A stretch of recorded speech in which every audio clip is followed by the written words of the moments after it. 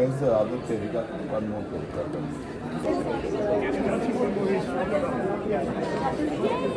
Nice to meet you. So you work with each other? Yes. He was here. Yeah.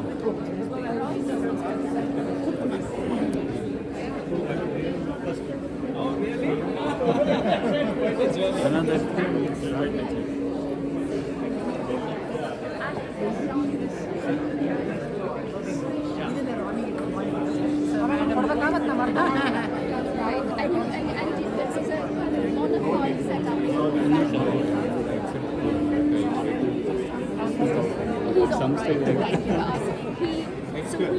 He's still an employee, so that comes with certain responsibilities, and then we set up an office where we're looking at doing things in education.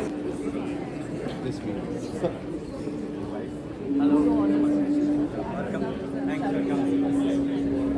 Thank you. I'd like to try my daughter.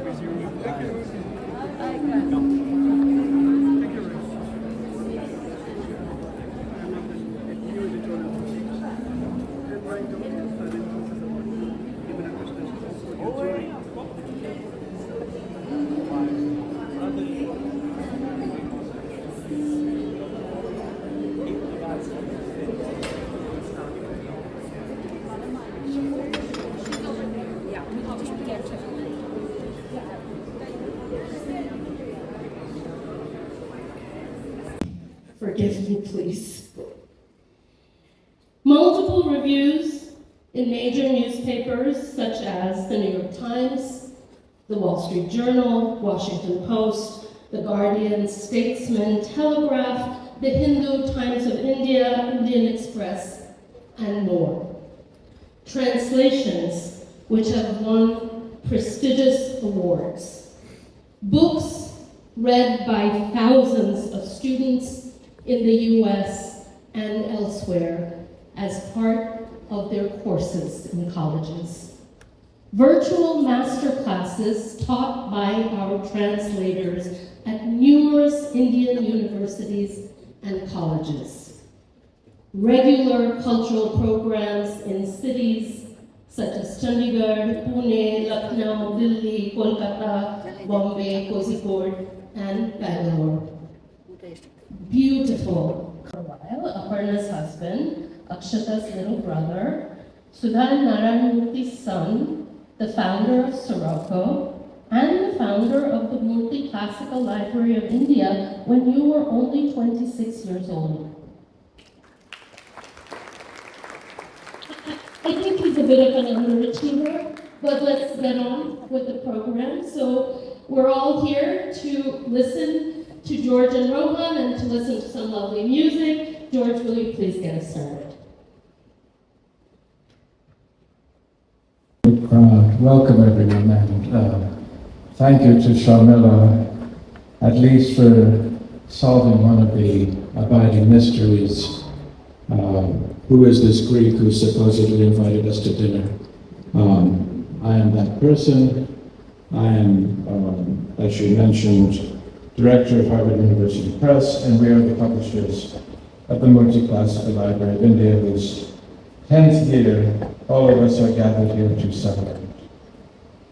How does an American university come to publish a library of classical Indian literature? Well, it has to do with the eddies and flows of our global currents, those that brought Rohan Murty to Harvard to pursue his PhD in computer engineering. It was there that he discovered the Loeb Classical Library, also published by Harvard University Press, and he had a fateful inspiration. Why not do for the classical literature of India what Loeb had done for the Greco-Roman classics? And why not do it at Harvard? So he made a substantial gift endowing the Murty Classical Library, and here we are, 10 years on, and close to 50 volumes later. You can imagine all sorts of initial objections. A Western university may be a suitable purveyor for Western classics, but Indian classics are different. different in time frame, different in languages, of which there are many more, as Shamila said, 14 so far and counting, not just the two of the Greco-Roman context. Indeed, different in the very idea of classics, which, as applied in the West, may refer to an exclusively Western phenomenon, rather as Western classical music is a distinctively Western phenomenon. But these, I would suggest, are only superficial incongruities. Unfortunately, they were ignored by all concerned. When we look carefully, India's relation to its classical heritage is actually much more like the West's than we might first realize. In both instances, it is a heritage that has become a kind of bedrock of ideas and values, but without shutting down or preempting further thought on these matters. It is a past that continues to feed and to inspire those who inherit it.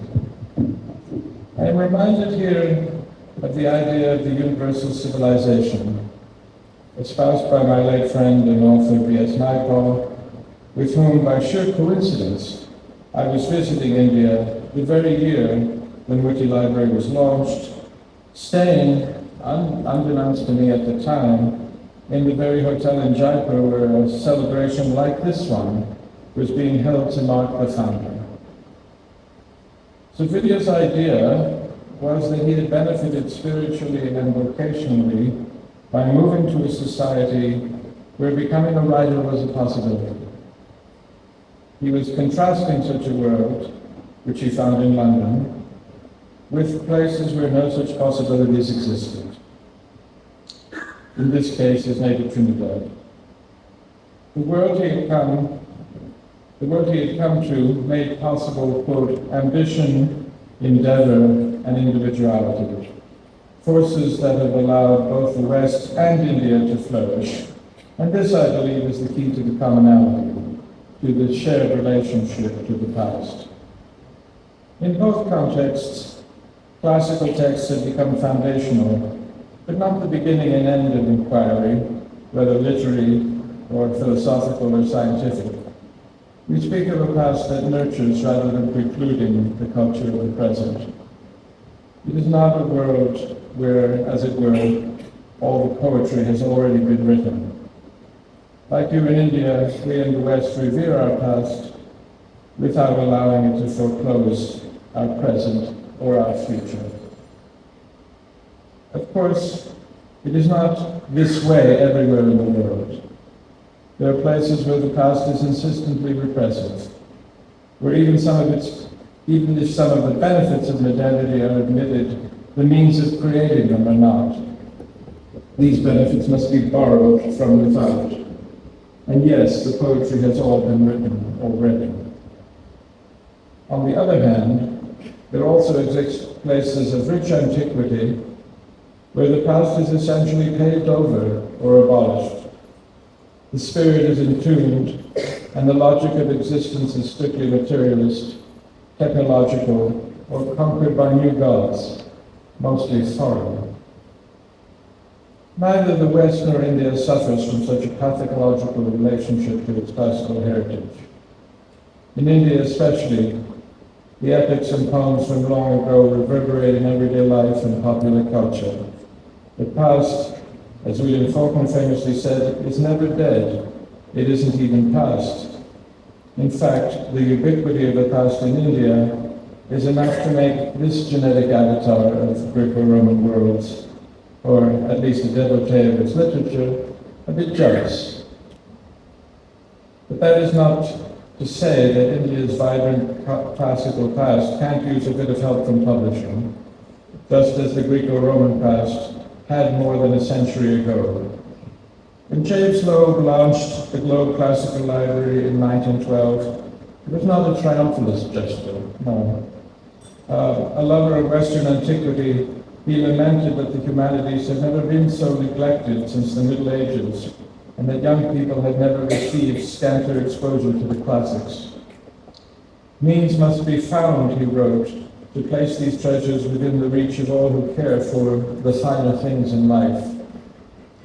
For even in a world where the past is not repressed or treated as a wooden idol, these treasures are not necessarily at hand amid the distractions of what Loeb called, quote, the mechanical and social achievements of our day. They must be collected, translated, arranged, made available, promoted. Substitute the digital achievements of our day for the mechanical, and you'll see why Rohan Murty is such an apt and worthy successor to Loeb. His charge to us has been to propagate these books not only in India, but in America and throughout the world. At year 10, we are well on our way. Rohan is here tonight, as Sharmila said, with his family, whose own examples of entrepreneurship, educational leadership, and philanthropy are well known to everyone here. It is my distinct honor to thank them all and to present your co-host, the visionary founder of the feast, both tonight and for the past 10 years and into the future, Rohan Murty.